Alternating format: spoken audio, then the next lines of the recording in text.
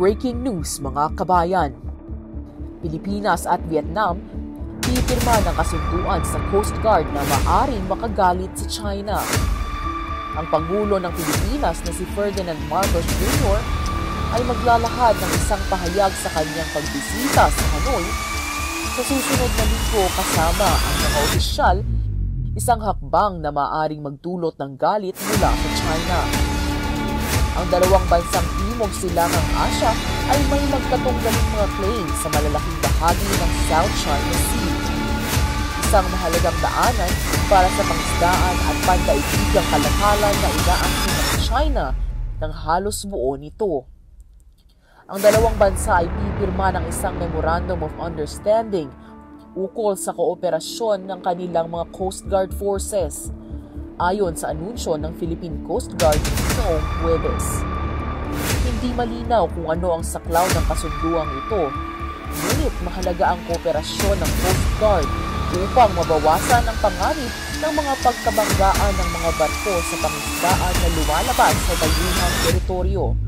Isang hakbang na maaaring makatulong sa pagtugon sa mga alitang pangpamayanan.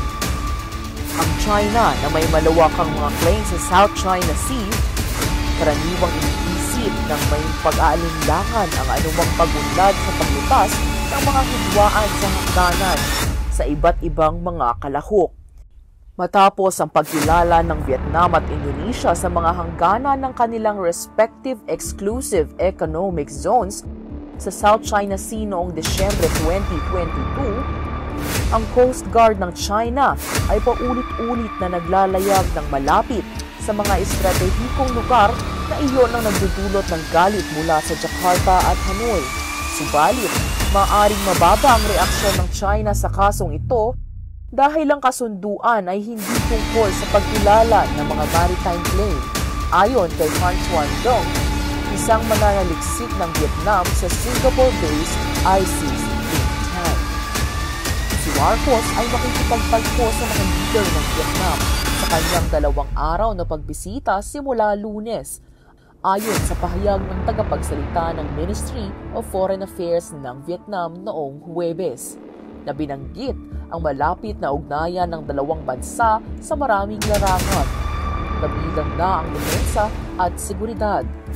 Noong Nobyembre, sinabi ni Marcos na nakikipag-usap ang Pilipinas sa Vietnam at iba pang mga kapitbahay upang talakayin ang isang hiwalay na Code of Conduct para sa South China Sea. Isang hakbang na maaaring ikagalit ng China na nagtatangkang itaguyod ang isang mas malawakang paktong pangrehiyon sa loob ng mga taon ng walang tagumpay.